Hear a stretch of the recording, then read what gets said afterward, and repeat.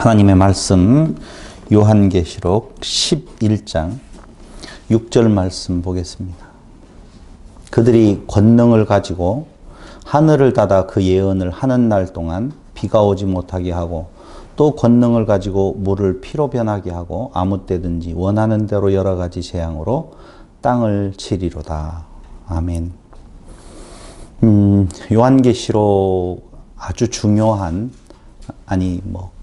안 중요한 부분은 없지만 그래도 세간의 요한계시록에 대한 이야기를 할 때면 항상 나오는 주제가 14만 4천에 대한 내용하고 한때와 두때, 반때, 42달, 1260일이라고 하는 것에 대한 해석이 너무 분분해서 여기로부터 이단의 준동, 교회를 깨려고 하는 이론들이 많이 회자되고 있는 것을 우리는 잘 알고 있습니다. 10장과 11장이 여섯째 나팔과 일곱째 나팔 사이에 깨어 들어가는 부분이라고 말씀을 드리면서 10장에서 그 펼쳐진 두루마리를 먹어버려라 라고 하는 천사의 음성을 듣고 그 두루마리를 먹어버리지요. 그래서 다시 열려져서 보여졌는데 봉인이 되어져 버렸지요. 그러고 난 뒤에 무엇라고 하늘의 음성이 들리느냐 하면은 그 먹어버린 두루마리의 내용을 다시 예언해야 된다고 이야기를 해요. 이 말은 말씀드렸던 것처럼 이미 그 두루마리에 대한 내용은 요한에 의해서 처음으로 알려진 내용이 아니고 이전에 이미 예언되어졌던 복음의 내용이라고 보셔야 된다고 말씀을 드렸어요. 그러면은 그 내용이 펼쳐보니까 아는 내용이었어요. 그래서 그걸 다시 기록하려고 했더니 기록하지 말고 먹어버려라 해서 먹어버린 내용까지가 10장의 내용이라고 보시면 돼요. 그런데 11장에 갑자기 뭐가 나오느냐?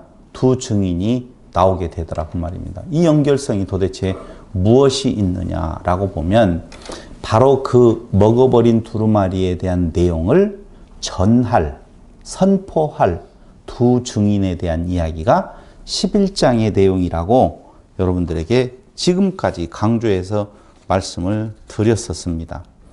그래서 11장의 지난 시간에 우리가 볼 때에 먼저 교회를 청량하고 성전 마당은 청량하지 말라. 그건 이방인들에게 내어 주었다라고 이야기를 하고 있잖아요. 그러면서 며칠 동안 42달 동안 그 성전 마당이 짓밟히게 되어져 있다라고 성경은 지금 선언을 하고 있는 것을 우리는 보았어요. 이것을 3년 반이라고도 하고 한때와 두때와 반때라고도 하고 42달이라고도 하고 1260일이라고 참 여러 가지로 표현되어져서 쓰여지고 있다는 것을 우리는 볼 수가 있었던 것입니다. 그래서 그 두 증인이 누구냐라고 하면 두 감람나무, 두 촛대. 감람나무가 뭔 줄 혹시 아세요? 몰라요? 기름. 무슨 기름이요? 감나무. 올리브유예요. 그게 감람유가 뭐 다른 내용이 아니에요. 그러니까 그 기름 받은 두 촛대. 당연히 촛대는 무엇에 의해서? 기름에 의해서 불이 밝혀지는 내용이에요. 그래서 흔히 말하는 것은 두 감람나무에 대한 내용을 성령의 역사 그리고 두 촛대가 성령과 함께 하면서 복음을 선포하는 교회라고 하는 내용을 지난 시간에 말씀을 드렸습니다. 보세요. 촛대가 불을 밝히려면 뭐가 있어야 돼요? 기름이 있어야 되죠. 기름이 중요해요? 촛대가 중요해요? 이것도 또 문제도 아니다. 그걸 질문이라고 하느냐? 당연히 두 개가 있어야 돼요. 그러니까 성령의 역사는 교회를 통해서 일어나는데 철저하게 교회는 성령에 의존하는 교회일 때 진짜 교회라 그 말이지요. 그럼 진짜 교회가 하는 일은 무엇이냐? 깨끗한 말을 하는 거예요. 깨끗한 말은 당연히 내가 가면 너희에게 성령을 보내주마. 그런데 그 성령이 와서 하는 일을 뭐라고 예수님께서는 정의 내리고 있느냐 하면은 나에 대해서 증거한다고 이야기를 하거든요. 그러니까 기름 공급을 받는 교회는 증거하는 것이 예수 증거요. 그 예수 증거한다는 것이 예수님께서 말씀하신 대로 모세오경과 구약의 모든 것이 나에 대해서 예언하고 있다. 그것을 선지자들이 이제까지 선포하고 있었다면 그 두루마리에 대한 내용은 그 내용인 거예요. 그러니까 뭐 특별하게 새로운 어떤 미래에 있을 어떤 나타나야 될 사람에 대한 이야기가 아닌데 사람들은 요한계시록 또 사람들은 미래에 무슨 일이 일어나는 것을 너무 좋아해요. 그걸 아는 것도 좋아하고 성경은 미래의 일을 알지 못하도록 하나님께서 하셨다라고 하는데도 불구하고 그걸 그렇게 못내 알고 싶어 안달이 나 있어요. 요한계시록을 잘 푼다라고 하는 사람 중에 14만 4천을 잘 푸는 사람, 두 번째 한때, 두때, 반때, 전 3년 반, 후 3년 반, 1260일을 어떻게 잘 역사상에서 풀어내느냐 다 거짓이에요. 역사상에서 그걸 그렇게 풀어서 어느 때 무슨 일이 일어난다고 말하는 것은 진짜를 감추고 안 보이도록 만드는 사단의 역사라고 보시면 돼요. 그건 아무 관심 없어요. 예수님 승천하신 이후로 2000년이 넘게 흘렀어요. 지금까지. 2000년이 넘게 흐르는 기간 동안에 그런 일의 완성이라고 할 수 있는 일이 없었다니까요. 매번 바뀌었고. 그럼 우리들이 몇 년 동안 앞으로 살 것 같아요? 많이 좀 보너스로 쳐주면 한 40년 더 살아서 100년까지 산다고 하더라도 그 안에 그런 일 안 일어난다니까요. 나하고 관련 없는 일에 대해서 그런데 속아요. 나 때에 틀림없이 일어날 것 같고 그 전 2000년 동안에 그 시대마다 이때가 말세 지말이라고 하는 생각으로 계속적으로 이어왔단 말이에요. 그러고 죽어가는 거예요. 그러고 죽어가는 거예요. 성경은 그걸 말하는 거 아니에요. 당시의 요한계시록은 7 교회에게도 필요했고 2000년이 흘러갔던 그 교회에게도 필요했고 지금 그 성경을 보고 있는 우리에게도 필요한 내용이지 어느 한 시점 3000년이 흐른 뒤에 2400년이 흐른 뒤에 2000년이 흐른 뒤에 그 시기에 있을 내용을 예수님 하나님께서 요한에게 그걸 알게 해줬다고요? 그건 이 상식을 말하면 안 되는데 비상식적이고 비논리적이고 전혀 성경의 전체 흐름하고는 맞지 않는 내용을 이야기하고 있다는 것입니다. 그래서 우리는 다시 한번 그 3년 반 42달 1260일이라고 하는 것이 도대체 어디에 기초해서 그 숫자가 나왔을 건가라고 하는 것은 좀 궁금하기는 하잖아요. 제가 42달이라고 하는 내용을 한 가지는 이야기를 했어요. 어떻게 이야기를 했느냐? 하나는 완전함의 7의 반절이라고 하는 내용을 이야기를 했고 두 번째로는 고통은 짧고 은혜는 길다라고 이야기를 하면서 성도들에 대한 양육 아니면 보호, 은혜 이쪽을 표현할 때는 1261쪽으로 표현하고 고난이 임한다라고 이야기할 때 사단의 준동을 이야기할 때는 42달 뭐 이렇게 표현한다라고 하는 것까지는 이야기를 했어요. 그렇게 말을 하더라도 여러분들이 생각할 때 근데 왜 42달이지? 그러니까 그 기간은 어떤 의미로 보면 인생의 전 영역이에요. 다시 말씀드릴게요.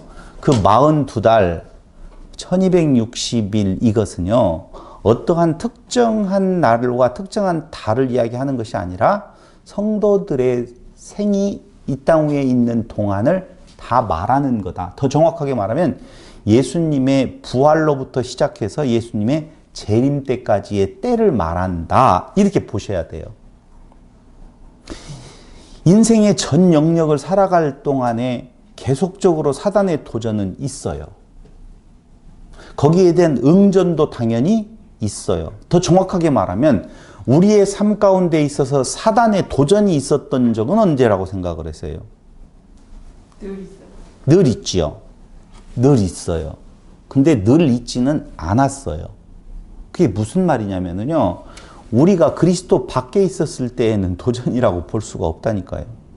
그러니까 우리가 그리스도 안에 있었을 때 도전이 시작되어서 바울의 고백처럼 날마다 죽어야 되는 그러한 사단의 도전이 계속적으로 온다는 거예요. 그 기간, 그리스도 안에 있었을 때로부터 시작해서 우리가 마지막 부름을 받을 때까지의 기간이 42달.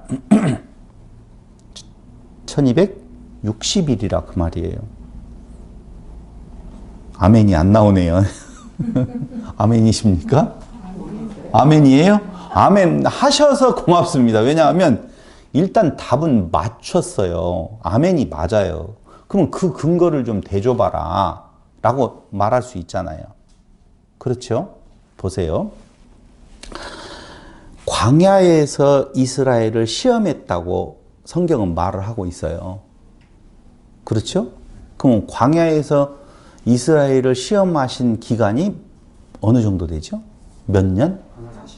40년? 40년이 맞아요? 41년인가? 41년이 맞을 것 같아요? 좋아요.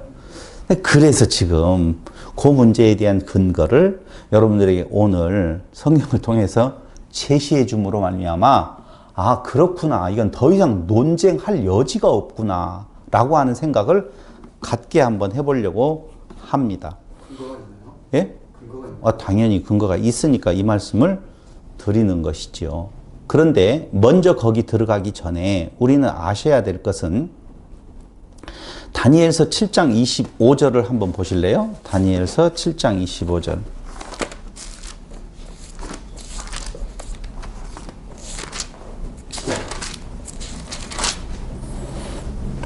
다 같이 한번 한 목소리를 읽어보겠습니다. 시작. 그가 장차 지극히 높으신 이를 다니엘서 7장 5절 아니었어요? 7장 25절이라고 제가 25장. 25절이요. 7장 다 같이 시작. 그가 장차 지극히 높으신 이를 말로 대적하며 또 지극히 높으신 이의 성도를 괴롭게 할 것이며 그가 또 때와 법을 고치고자 할 것이며 성도들은 그의 손에 붙인 바 되어 한 때와 두 때와 반 때를 지내리라. 한 때와 두 때와 반 때를 지내는데 어떻게? 장차 지극히 높으신 이를 말로 대적하며 지극히 높으신 이의 성도를 괴롭게 한다라고 나오잖아요. 분위기 비슷하죠? 아, 비슷하잖아요. 그럼 두 번째 한번 찾아보도록 하겠습니다. 근데 12장 7절을 보세요. 다니엘서. 그때가 언제까지인지. 12장 7절. 내가 들은 즉 아, 혼자 읽으면 좀 서운하니까. 다 같이 시작. 내가 들은즉 그 세마포 옷을 입고 강물 위쪽에 있는 자가 자기의 좌우 손을 들어 하늘을 향하여 영원히 살아계시는 이를 가리켜 맹세하여 이르되 반드시 한때 두때 반때를 지나서 성도의 권세가 다 깨지기까지이니 그렇게 되면 이 모든 일이 다 끝나리라 하더라. 언제까지? 성도의 권세가 다 깨지기까지. 보세요. 우리 참고로 힌트로 하나 말씀을 드린다라고 보면 예수님께서 공생애를 시작하고 사단의 총 공격을 받아서 결국은 죽게 되어지잖아요. 그럼 어느 때까지 공격을 했어요? 깨지기까지. 성도의 권세가 깨지기까지에 대한 최고의 모본이 예수님이세요. 그렇죠? 그럼 예수님께서 깨짐으로 끝났어요. 권세가 완전히 깨짐으로 끝나고 성도도 언제까지 그 고난 가운데 있느냐. 성전 마당을 밟는다고 그랬잖아요. 노아도라 이방인들이 마당을 밟는다. 마당은 성전이에요? 아니에요? 아니죠. 그럼 마당은 뭐예요?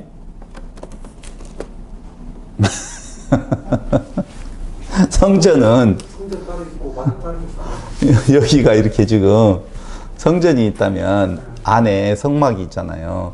지성소와 성소로 나누고 이게 성전이에요. 뜰. 이게 뜰이에요. 성전이죠. 그러면 지성소, 여기는 성소, 여기는 뜰이에요. 성전하면 여기를 가리켜요. 1번, 2번, 3번. 1번이에요, 2번이에요, 1 더하기 2 더하기 3이에요? 2 더하기 2 더하기 3이요. 2, 3번이 맞잖아요. 당연히. 그렇다니까요. 이게 이 그림을 여러분들 먼저 상상하고 있어야 될 것은 우리 안에 이미 성전의 의미는 하나님이 함께 계신다는 의미예요. 그럼 우리 안에 하나님이 계시면 우리가 성전이라고 그랬잖아요. 그러면 우리 성전이라고 할 때 지성소가 있다는 거예요? 성소가 있다는 거예요? 여기까지 있다는 거예요? 거기까지 있다는 거예요. 그러니까 우리 안에서 어떤 부분이 있다. 사단의 도전은 뜰을 밟는다 그 말입니다. 우리가 짓밟힌다. 당연히 짓밟힘을 당한다는 거예요. 언제 동안? 아까 생명이 끝날 때까지 짓밟힘을 당하게 되어 있다. 이렇게 지금 이야기를 하고 있다니까요. 그때가 언제라고요? 한때, 두때, 반때, 42달 동안. 그때예요, 다. 그러고 난 뒤에 모든 것이 다 허물어지고 성이 하나로 되어진다는 것이 요한계시록 22장에 나와 있었다라고 말씀을 드렸잖아요. 그러니까 제가 말씀을 드렸잖아요. 성전이라고 하는 것이 외부적으로 보이는 부분에 대한 내용, 교회에 대한 내용, 또 뭐에 대한 내용? 개인 성전에 대한 내용을 이야기를 했잖아요. 그럼 개인 성전이 계속적으로 그런 일들에 대한 내용에 노출되어진다라고 하는 거예요. 지금 이야기는. 그러니까 우리 사는 날 동안에 계속적으로 사단의 공격은 있어지게 되어 있어요. 짓밟힘을 당하게 되어 있어요. 그리고 날마다 어떻게 되어진다? 죽는다. 여기까지 이해되고 따라오셨으면 성도의 권세가 다 깨져야지 그래야 끝난다. 그때가 창조의 완성이라 그 말이지요. 그러니까 지금 다니엘의 예언을 보면 그 환란의 기간은 다니엘에게 있어서는 미래예요. 미래라니까요. 다니엘은 예언을 하고 있어요. 미래에 이런 일이 일어난다. 그 일에 대한 예언은 누구를 두고 이야기하느냐? 예수 그리스도에 대한 내용이라고 그랬잖아요. 그러니까 예수 그리스도 안에서 다니엘의 예언이 성취되었다라고 보면 예수님의 생애도 방금 이 이야기와 똑같이 들어맞고 그 예수님의 생애가 투영되어져서 누구에게? 성도의 생애에, 교회의 생애에 그대로 들어오게 되어져 있다는 거예요. 그래서 다니엘은 뭐라고 이야기하느냐? 다니엘서 2장 28절에 보면은 후일에 될 일이라고 이렇게 표현하고 있어요. 다니엘의 예언은 찾아봐야지 또 거짓말이라고 안 하겠죠? 다니엘서 2장 28절.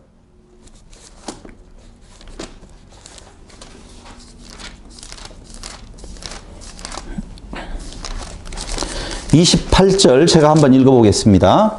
오직 은밀한 것을 나타내시리는 하늘에 계신 하나님이시라. 그가 느부갓네살 왕에게 후일에 될 일을 알게 하셨나이다. 언제 될 일이라고요? 그 일이? 후일에 될 일을 알게 하셨나이다. 이렇게 이야기를 했어요. 그런데 보세요. 또 하나를 보시면 알겠지만 2장 45절에 보면 장래일이라고도 표현을 해요. 다니엘이 후일에 될 일, 장래일 이렇게 표현을 하는데 요한계시록 1장 1절에 보니까 반드시 속히 일어날 일 이렇게 표현하죠. 그럼 후일에 될 일, 장래일하고 속히라고 하는 단어하고는 다른 의미를 가지고 있겠죠. 제 눈을 보고 같이 대화를 해주셔야 돼요. 후일에 될 일, 장래일. 그런데 요한계시록에서는 속히 일어날 일. 그럼 속히 일어날 일은 다니엘이 말한 것처럼 후일에 미래를 이야기하는 것이지만 요한계시록 1장 1절에서 말하는 것은 또다시 2000년이 흘러간 뒤에 3000년이 흘러간 뒷일로 깨달아서는 느껴서는 안 되는 거예요.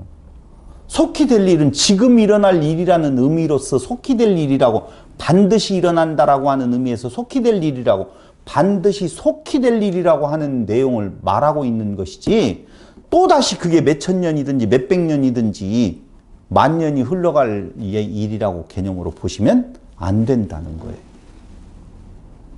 한때와 두때와 반때 다니엘이 예언했던 것은 그리스도에게서 성취되어지고 그 그리스도의 성취는 교회에게 성도들에게 적용이 되어져서 일어나는데 지금 계시록 1장 1절에서 말하고 있는 것은 반드시 속히 일어날 일이라고 하는 것은 요한이 말한 것처럼 그 뒤에 1장 뒷부분에 가서 때가 무엇이라 가까움이라 이렇게 말을 하잖아요.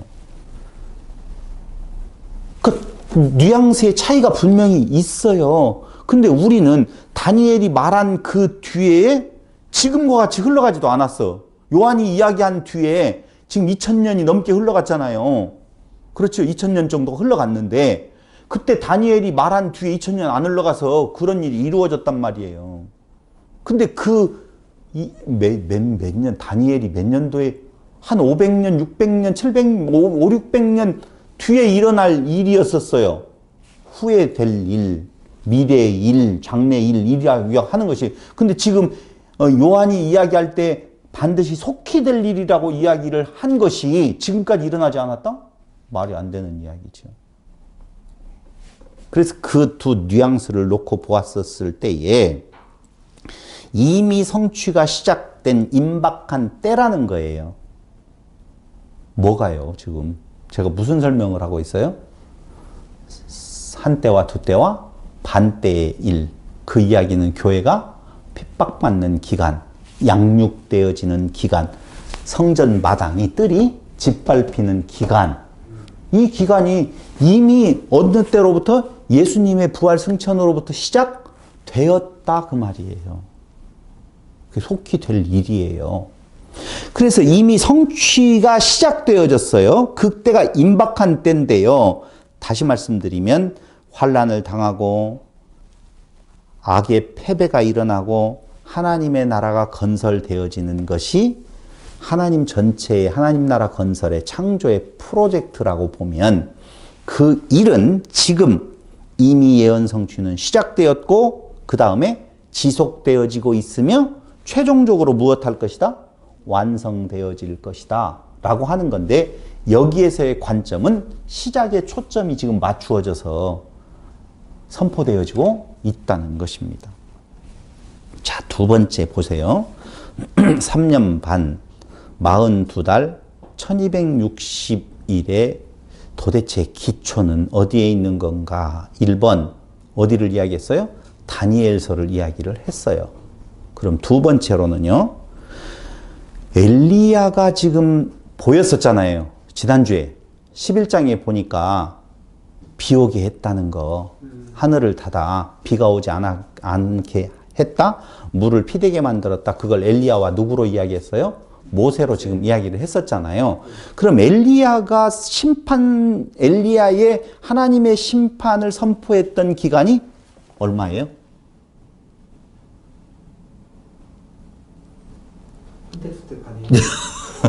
그걸 누가복음 4장 25절을 보세요. 누가복음 4장 25절. 거기에 보니 내가 참으로 너희에게 이르노니 엘리야 시대에 하늘이 3년 6개월간 닫히어 온 땅에 큰 흉년이 들었을 때 이스라엘에 많은 과부가 있었으되. 여기 몇 년이요? 3년 6개월 나오지요. 다시 한번 또 찾아보면 야고보서 5장 17절.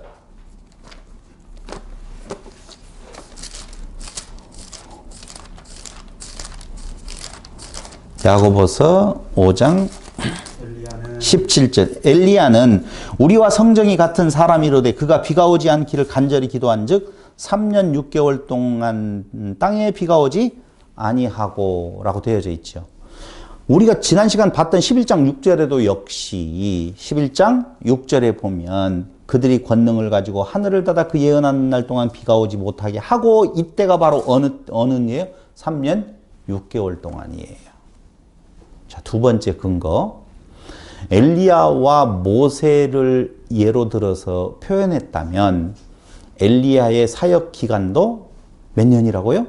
3년 6개월이에요. 자, 보세요. 3년 6개월은요. 고난의 기간이지만 그 기간에 진짜 중요한 것은 네가 먹어버린 것을 선포하는 기간이에요.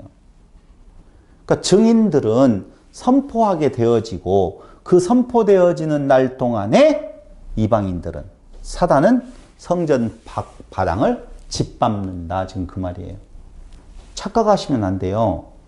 안에 성도들은 들어가 있어서 측량이 되어졌으니까 안전하게 있고 밖에는 너는 짓밟힘을 당하고 난 안전하다. 그 말이 아니라니까. 우리라니까요. 우리 안에 하나님의 임재의 장소 청량했던 그 청량은 뭘 청량하는 거냐면요. 우리가 그리스도 안에 새로운 피조물이라고 할 때 진짜 우리는 이거예요. 그렇죠? 욕은 보호를 받는다고요. 근데 그 밖에 아직 남아있는 뭐예요?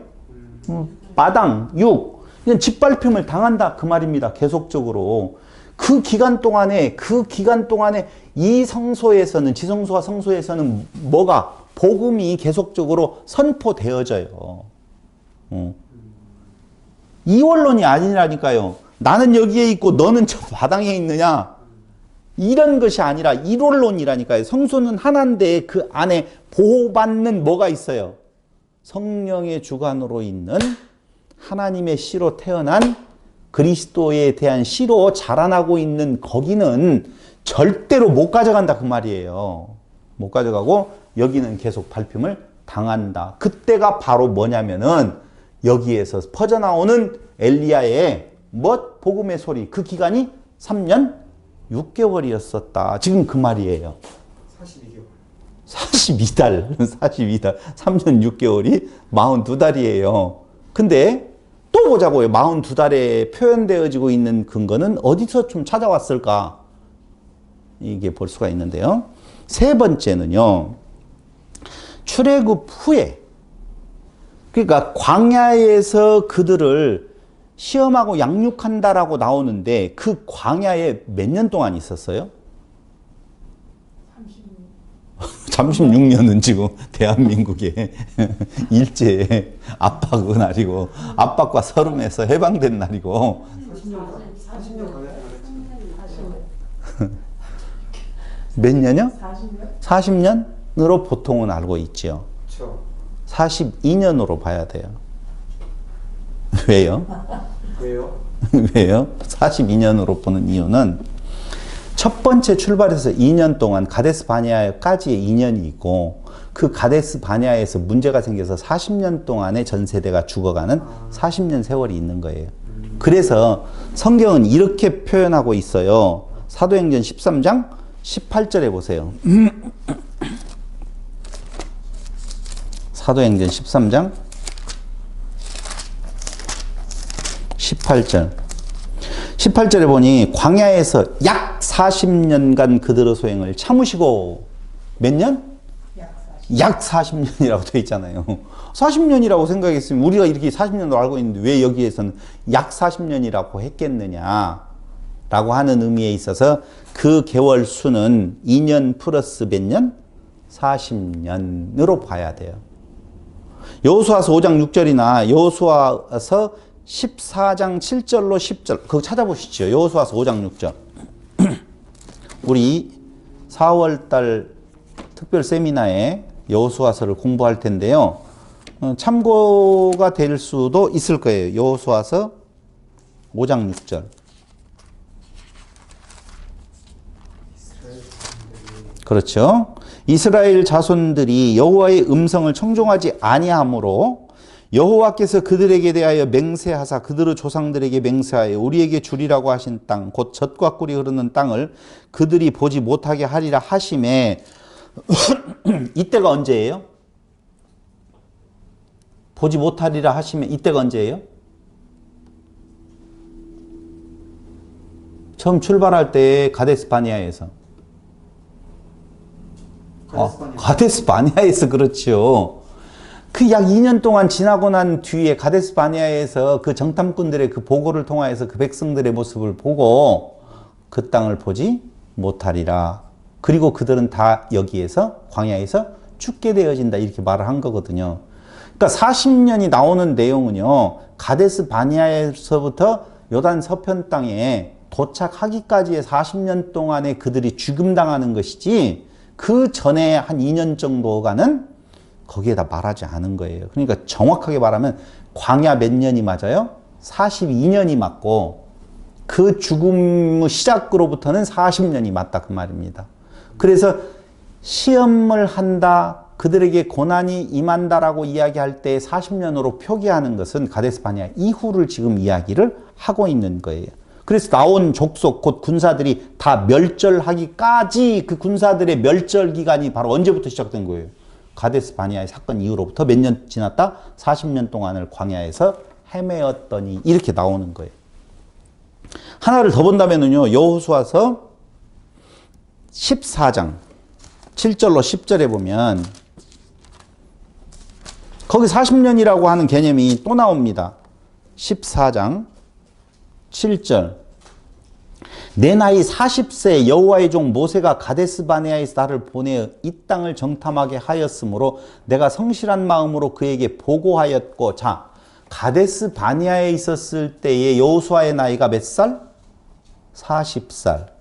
그런데 그 뒤에 가서 쭉 보면은요, 쭉 보면은 45살이라고 나오네요. 어디 나와요? 10절. 이제 보소서 여호와께서 이 말씀을 모세에게 이르신 때로부터 이스라엘 광야에서 방황한 이 45년 동안을 여호와께서 말씀하신 대로 나를 생존하게 하신다. 내가 오늘 내가 85세라고 말하지요. 그럼 이 85세는 45년이 지났다는 말이잖아요. 어느 때냐?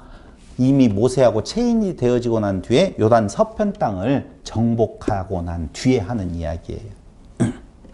그건 이해됐죠? 그러니까 성경에서 말하고 있는 40년이라고 하는 내용은 정확하게 말을 하면 처음 나와서부터 끝까지 그 요단 서편까지 땅이 아니고 무엇을 말하는 거다? 가데스 바네아에서부터 그들의 그 죽음이 이르는 광야에서 시험당하는 그때 40년이고 전체적인 기간으로 보면 약 42년 동안 되어지기 때문에 오늘 사도행전에서 약 몇 년이라고 말한다? 40년이라고 표현하고 있다 그 말이에요.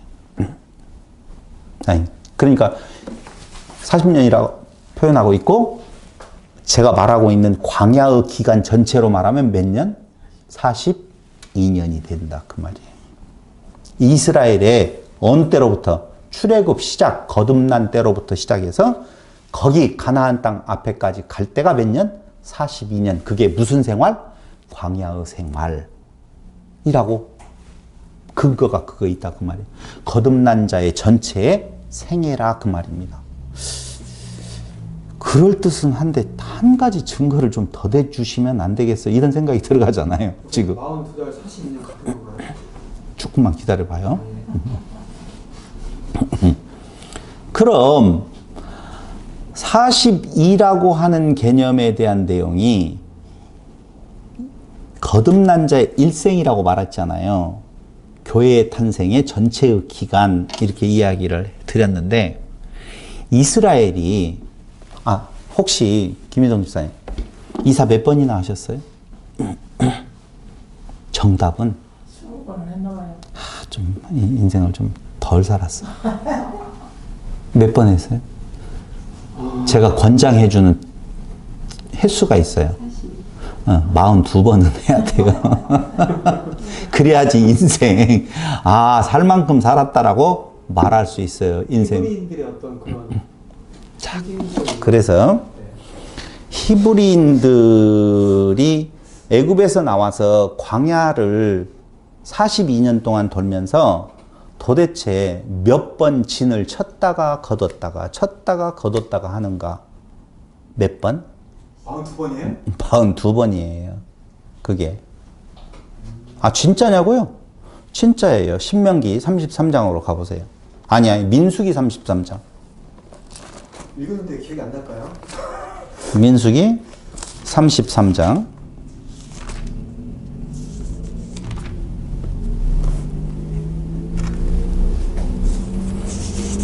찾으셨어요? 33장. 자, 세어보겠습니다. 어쩔 수 없어요. 이건 세어봐야 돼요. 5절부터. 5절부터 와야하누라고 하는 문장에서는 여기 원문에서는 와야하누라고 되어져 있고 실질적으로 사전에 찾아보면 하나라고 되어져 있는 단어 진을 친다라고 하는 개념인데요. 찾아볼게요. 5장 세어야 돼요. 5장 1절 아니 33장 5절 다 같이 몇 번? 진을 치고 나오지요. 네. 그 다음에 몇 절에 나와요? 6절. 6절 진을 치고 또 제가 여기 지금 치고 있어요. 네. 두 번째 그 다음에 7절. 7절 진을 치고 지금 몇 번 나왔어요? 3번. 그 다음에요?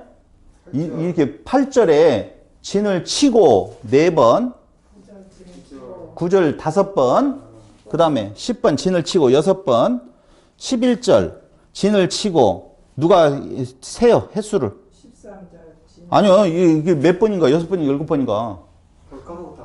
그렇게 까먹을 것 같아서 제가 12번도 더 세고 20번도 더 세고 계속 세었어요. 그랬더니 잘 안 세져요. 이상하다. 이거 알바 써야 되겠는데. 왜 41번이 나오지? 42번이 나와야 될 텐데 한 번 나와요? 41번이 나오지? 라고 생각해서 원어 대조성경을 제가 찾았어요. 그리고 어디에서 답을 찾았냐면요. 저 마지막 가서 49절을 보세요. 요단강가 모압 평지의 진영이 베디어 신못에서부터 아벨 시딤에 이르렀더라. 여기 진을 치고가 나와요, 안 나와요? 안 나와요. 안 나오지요. 네. 근데 원문에 보니까 이 진영이라고 나오지요. 여기 진 쳤다라고 하는 단어예요. 49절에 진영이라고 하는 거기에 똑같은 와야 하누라고 하는 단어가 바이블스 나와요. 바이블렉스에도 나오나요? 네. 그게 진짜. 거기까지 해서 몇 번이 나온다고요? 42번이 딱 나와요.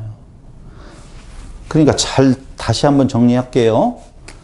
42번의 진을 펴고 그 다음에 걷고 치고 걷고 이게 이스라엘이 아니 생각을 해봐요. 42년 동안에 진을 42번만 쳤겠어요? 아니 진을 쳤다 풀었다를 1년에 한 번씩만 했나요? 근데 진을 치고 진을 치고 진을 치고를 왜 하필이면 42번을 그렇게 기록하고 있는 건가? 그게 이스라엘 그 연단 고난의 시. 그 광야의 생활의 기간을 상징적으로 말을 하고 있는 거예요. 이게 42달, 42번, 42년이라고 하는 개념이 여기에 있다 그 말이에요. 아유 재미난데 목사님. 그래서 이 기간이라고 하는 개념은 절대적으로 숫자를 세어가지고 어느 때로부터 3년 반이라든가 42달이 지나가고 난 뒤에 그런 말이 아니라 우리 성도들의 삶 전체에 그럼 우리는 언제부터예요? 영접한 때로부터죠. 영접하기 전을 말하는 것이 아니라 이스라엘도 어느 때로부터예요? 가나안 쪽으로 향하여서 출애굽하는 때로부터 진을 치고 걷는 거예요. 그게 그 기간 동안이 무엇하는 기간인 건가? 아까 말씀드린 대로 속사람은 계속적으로 키워나가고 끝까지 보호하시죠? 보호하시잖아요. 끝사람은 이방족 속에 의해서 무엇해요? 도전받게 되어지고 사단에 도전을 받게 되어져서 하나님을 자꾸 떠나려고 하고 그런 기간 동안에 무슨 일이 일어나는 건가? 다 죽잖아요. 흙이 밟히는 기간. 밟히는 기간인데 결국은 어떻게 되어져요? 다 죽임당하게 되어지잖아요. 그래서 다 죽고 그 다음에 끝나잖아요. 요한계시록 11장에서 결국 죽었는데 다시 부활하더라 그 말이잖아요. 지금 11장에 보면. 또 안 본 것처럼 이렇게 뻥하니 쳐다보면 제가 답답해요. 그러니까 두 증인의 선포는 두 증인의 경력을 결국은 낳게 되어지는데요. 두 증인이 선포하는 내용이 있잖아요. 그 내용이 선포되어질 때에 두 증인에 대한 경력을 쭉 보면 어떻게 되어진다라고 하는 것은 누구하고 닮았느냐 보면 예수님의 공생애하고 닮았다니까요. 거기 11장 읽어보면 예수님의 공생애라니까 결국은 고단당하고 무엇 당해요? 죽임당하고 다시 무엇 하더라? 부활하시더라. 이렇게 나오게 되어지는 지난 시간에 이야기를 했잖아요. 그 공생애나 두 증인의 공생애나 성도들의 공생애, 제가 굳이 공생애라고 말한 이유는 아까 이야기했던 믿기 전에 대한 내용하고는 다른 차원이기 때문에 공생애라고 제가 지금 표현을 하고 있는 거예요. 그게 언제부터냐? 예수님의 부활 때로부터 예수님의 재림 때까지의 전 기간을 지금 말하는 거예요. 그 기간 동안에 성도들이 할 일은 뭐라고요? 먹어버린 두루마리에 대한 내용을 선포하는 거예요. 그 내용은 이미 알고 있었던 내용을 다시 선포해야 된다. 다시 증언해야 된다. 다시 예언해야 된다라고 말하는 것처럼 그게 새로운 어떤 일에 대한 미래에 있을 어떤 비밀을 말하려고 하는 것이 아니라 비밀은 오직 한 가지밖에 없어요. 뭐다? 예수가 생명의 주 되신 분이시다. 그 외에는 다른 길이 없다는 것을 선포하는 것이라고 하는 것입니다. 계시록 12장 6절을 보세요. 요거 12장에서 더 보충해 드리도록 하겠지만 미리 잠깐 맛을 보고 간다라고 보면 12장 6절 그 여자가 광야로 도망함에 거기서 1260일 동안 그를 양육하기 위하여 하나님께서 예비하신 곳이 있더라. 이렇게 말하잖아요. 광야 분명히 말하죠. 또 12장 14절을 보시면 거기도 역시 광야가 나오는데요. 그 여자가 큰 독수리의 두 날개를 받아 광야 자기 곳으로 날아가 거기서 그 뱀은아치를 피하여 한 때와 두 때와 반 때를 양육받음에 이렇게 나오잖아요. 그게 광야예요. 근데 광야에서 우리는 이런 구절들을 읽으면은요, 환란이 있었을 때 저쪽 어디 지하를 파고 들어가 가지고 그런 영향이 미치지 않는 안전한 곳이 있는 것처럼 피지? 얼굴에서 피지가 나오겠다 내가. 아, 너무 썰렁했어요. 그런 말 아니라니까요. 여기에서는 분명히 어떻게 광야에서 보호를 받는데 죽냐고요. 11장에서. 그 결국 죽게 된다고 나오잖아요.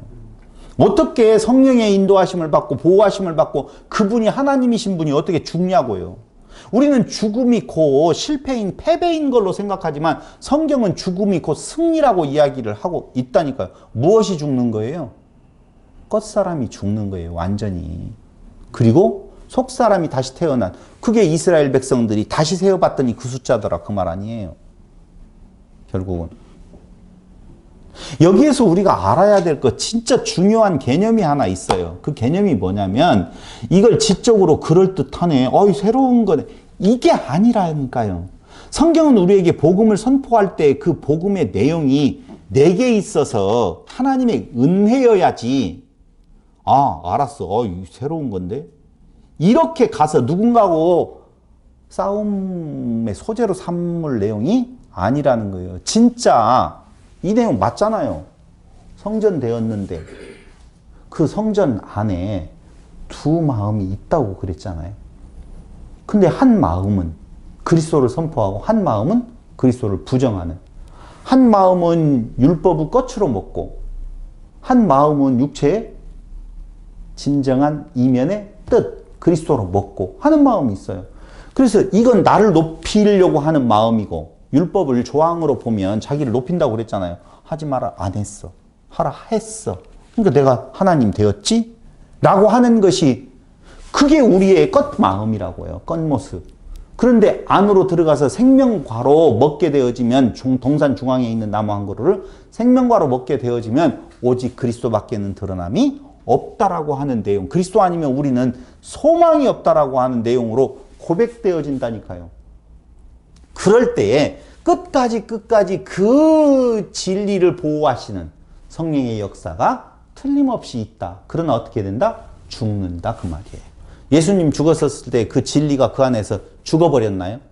안 죽었어요. 그 안에 고스란히 남아있어서 그게 부활함으로 말미암아 성도들에게 그대로 전수된 거예요. 그대로 들어와 있어요. 그럼 그걸 뭐라고 말해요? 성전, 참성전이 되는 거예요. 참성전은 이 구분이 있다 없다? 없어요. 왜? 그런 도전이 없으니까. 육체의 소욕이 사라져버린데 무슨 도전이 있겠어요? 이제 뜰이 따로 있고 성소와 지성소가 분리되어져 있는 것이 아니라 이제는 다 하나 되어서, 그래서 22장에 성전의 모습을 보면은 뭘로 나와요? 성곽만 딱 있어서 그 안에는 다른 구분이 전혀 없다라고 말해주고 있는 거예요. 그래서 다음 시간에는 이제 다음 시간에 있을 12장 공부하면서 요 3년 반 42달 1260일 한때와 두때 반때에 대한 내용이 다시 조금 더 이어서 설명이 되어지겠지만, 요한계시록의 최대의 이슈거리였었던 14만 4천하고 때와 그 날에 대한 내용에 대해서만큼은 그런 그 형이상학적이고 약간의 신비적인, 그리고 누군가를 특별한 교주로 삼을 수 있을 만한 쪽으로 가야 될 내용이 있다 없다? 전혀 없다라고 하는 내용이에요. 전혀 없어요. 그러면 그 내용하고 지금 두 증인의 증언하는 기간은 언제의 기간이라고 했어요? 평생 동안에. 교회가 존재하는 기간 동안 해야 될 일이고 그 일이 일어나는 동안에는 당연히 뭐가 있다? 짓밟힘이 있다라고 하는 내용을 지금 말해주고 있고 그러나 그 안에 순수한 성령의 사역은 교회를 온전히 지키시는 사역이 있다라고 하는 내용 말씀을 드렸어요. 우리 생애에 전체적으로 있다니까요. 그 일이 바로 두 증인. 두 증인 누구요? 교회. 무엇? 성령으로부터 계속적으로 기름을 공급받는 교회. 그렇지 않으면 그리스도를 증거할 수 없어요. 성령으로 아니하고는 그리스도를 주라 시인할 자가 없다니까요. 그게 다시 증언하는 거고 예언하는 거고 그게 교회가 선포해야 될 마땅한 진리의 내용이라고 하는 것을 말씀을 드리는 거예요. 그래서 두 증인은 교회의 표상이라 말씀을 지난 시간 신명기의 그 두 증인에 대한 이야기를 하면서 여러분들에게 잘 말씀을 드린 걸로 저는 생각이 들어갑니다. 자, 이 한번 보자고요. 결국 두 증인이 그것을 선포하는 그때에 성경 11장 1절로부터 쭉 되어지는 7절까지에 대한 내용을 보면 한 12절까지에 대한 전체적인 내용으로 보더라도 고난과 죽음 가운데에 하나님이 함께 하신다라고 하는 내용을 지금 보여주고 있잖아요. 교회는 먹어버린 두루마리를 토해내는 두 증인의 역할을 수행하는 자들이에요. 그런데 그 일을 수행하게 되어질 때 고난은 당연히 오게 되어져 있고 짓밟힘은 당하게 되어져 있다. 그런데 그 가운데에서 하나님이 함께 하신다. 왜? 왜? 몸이니까. 아, 그렇게 말하지 말고. 그렇게 말하지 말고. 오늘 배운 대로. 무엇이니까? 성전이니까. 성전은 뭐가 성전이에요? 하나님이 함께 계시는 곳, 그곳이 성전이라 그 말이에요. 성전은 다른 곳 아니에요. 무슨 성전, 이게 예배당 아니고요. 예배당이 성전 아니고, 성전은 우리가 성전이 아니라 하나님이 계시는 곳이 성전이에요. 사람의 손으로 지은 전에 계시지 아니한 신령한 하나님의 전. 그게 하나님의 전인 것은 그곳으로부터 진정한 복음이 흘러나올 때 그게 성전인 것이지요. 그러니까 지금 11장 1절로부터 12절까지에 대한 내용은요. 염려하지 말아라. 걱정하지 말아라. 먹어버린 것을 두 증인 되어서 이젠 너는 선포해야 돼. 그럴 때 뭐가 있을 거야? 짓밟힘이 있을 거야. 그럴 때에도 하나님이 함께 하시는 성전이 무너지는 일은 없어. 근데 겉으로 보면 어떻게 되어져요? 무너지는 것 같아요. 이스라엘이 다 죽었어요. 좋은 일이에요? 나쁜 일이에요? 좋은 일이라고 말하잖아요. 예수님이 죽어버렸어요. 좋은 일이에요? 나쁜 일이에요? 좋은 일이라고 말했어요. 성도가 죽음에 이르는 고난 가운데 짓밟힘을 당하고 있어요. 좋은 일이에요? 나쁜 일이에요? 주여. 그건 어떻게 피할 길이 없는가요? 이렇게 생각해서는 안 된다는 것이죠. 왜 짓밟힘을 당해요? 그리스도를 증거하니까 당연히 짓밟힘을 당하게 되어 있어요. 세상이 싫어해서 그래요. 그래서 무엇한다고 그랬어요?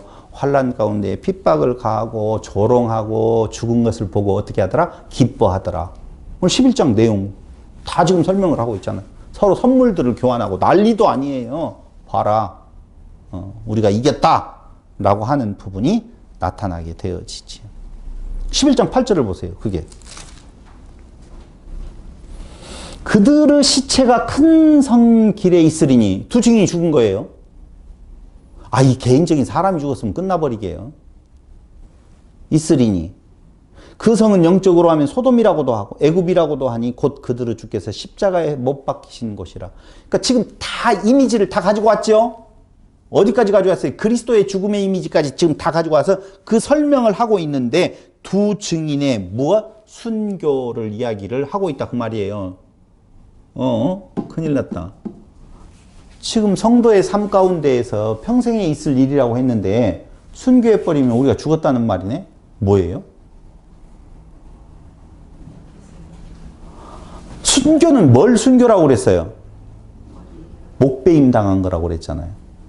목배임 당한 거. 목배임 당한 일이 우리 가운데 있어요, 없어요? 왜 없어요? 없으면 안 되죠. 그러니까 그게 바로 뭐냐면요. 나는 머리 둘 곳이 없다 그러잖아요. 공중에 나는 새도 지 보금자리가 다 있는데 나는 머리 둘 곳이 없다. 그 말은 내 머리 둘 곳은 너희 위인데 너희가 그 목을 그대로 달고 있으니 내 목을 갖다가 너희한테 얹혀서 하나가 되어져야 되는데 목 둘 곳이 머리 둘 곳이 없다. 그러니 당연히 우리 목배임이 당해지고 그리스도의 목이 붙었었을 때 그건 뭐가 되어지는 거예요? 교회가 되어지는 거라니까. 그때. 그러니까 지금 그 두 증인이 순교를 당한다라고 하는 내용은 이스라엘이 다 죽었어요, 안 죽었어요? 다 죽었는데 다 살아있잖아요. 자꾸 우리는 지금 현상학적으로 본다니까. 내가 죽었냐 안 죽었냐, 내가 죽었다가 내가 지금 부활한다는 거예요. 이런 식으로 말고요. 부활은 다시 일어선다 그렇게 말씀을 드렸잖아요. 그러니까 내 안에 그리스도로 일어서는 것이 부활이요. 내 안에 그 옛것이 죽어나가는 거, 목배임 당하는 것이 뭐예요? 순교라니까. 그게 지금 11장 8절 이하에 지금 나오고 있는 그 상태에 대한 내용을 이야기해요. 교회는 계속적으로 그 일의 반복이에요. 순교당하고 다시 살아나고 순교당하고 다시 살아나고 죽어야 부활이 있잖아요. 재밌는 문제 하나 낼게요. 바울은 부활했어요, 안 했어요? 그렇게 말하면 부활한 거죠. 계속적으로 죽고 계속적으로. 그렇죠. 제가 그 말을 지금 물어보는 거예요. 그래서 제가 퀴즈 낸다고 그랬잖아요. 바울은 날마다 죽노라 그랬으면 죽었다가 그 다음에 또 죽을 것이면 살아났다는 거 아니에요. 그럼 부활을 맛보고 또 죽고 또 부활을 맛보고 또 죽고 또 부활을 맛보고. 우리는 부활하면은요 이 육체가 지금 없어지고 다시 살아나 요것만 일회성으로 생각하잖아요.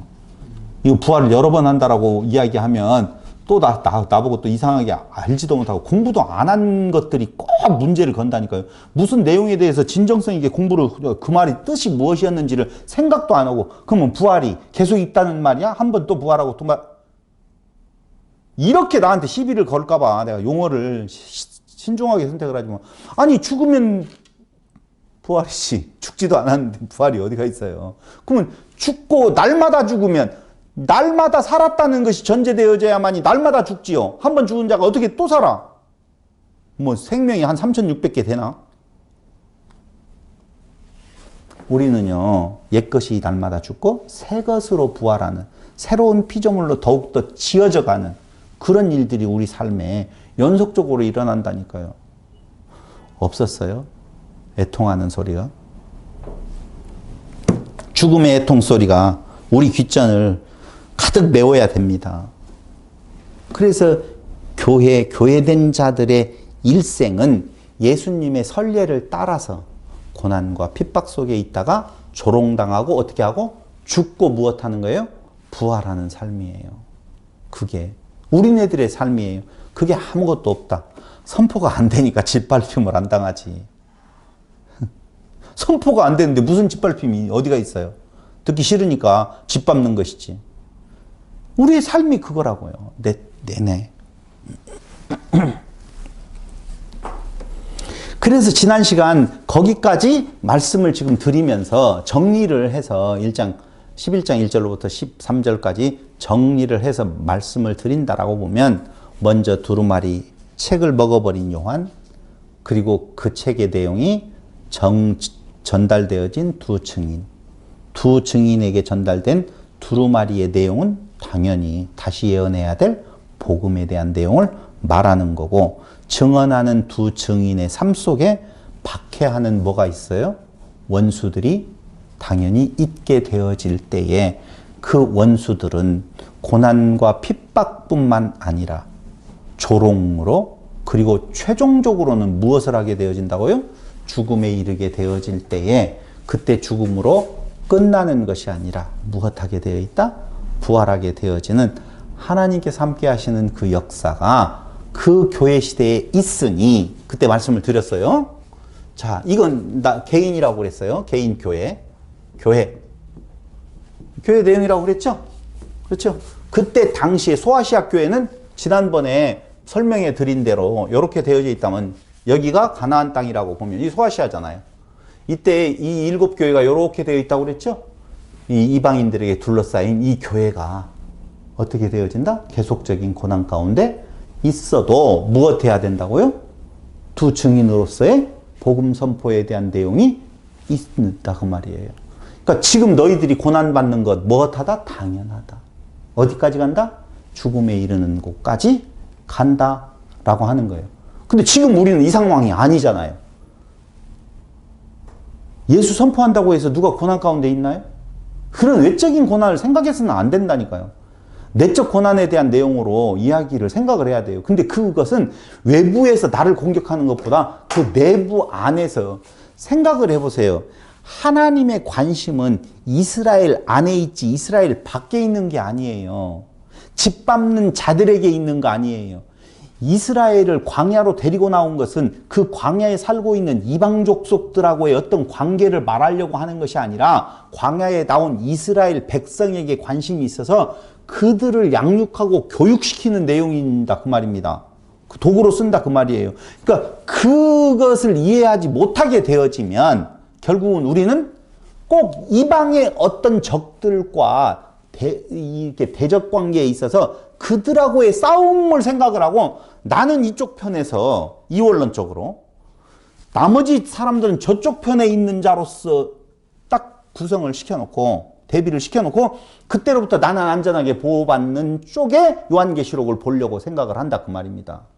그게 아니고 우리 안에 있는 작용이에요. 우리 안에서 우리를 양육시켜가는 무엇으로? 하나님의 자녀로 하나님 되게 하시는 일들이 결국은 우리라고 하는 그 본래의 우리는 죽어야 되고 다 그 안에 새롭게 그 거름더미에 떨어진 그 씨앗이 발화되어서 새로운 생명체로 새롭게 태어나는 이게 새로운 피조물로서의 일들을 행하시는 하나님의 섭리가 지금 요한계시록에 나타나 있어서 너희들 지금 이 상황 염려하지 마.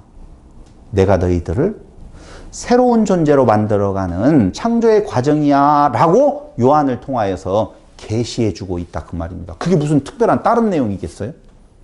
예수님을 다시 한번 확인시켜주는 것이죠. 11장에 대한 내용 참으로 중요해서 다시 한번 정리해서 말씀을 드렸고 다음 시간 둘째화는 지나갔으나 보라 셋째화가 속히 이르리라라고 하면서 12장에 가서 또 다시 한때 두때 반때에 대한 내용을 마저 참고적으로 더 말씀을 드리고 이 내용에 대한 것은 정리하고 이어져 가도록 하겠습니다. 기도드리겠습니다.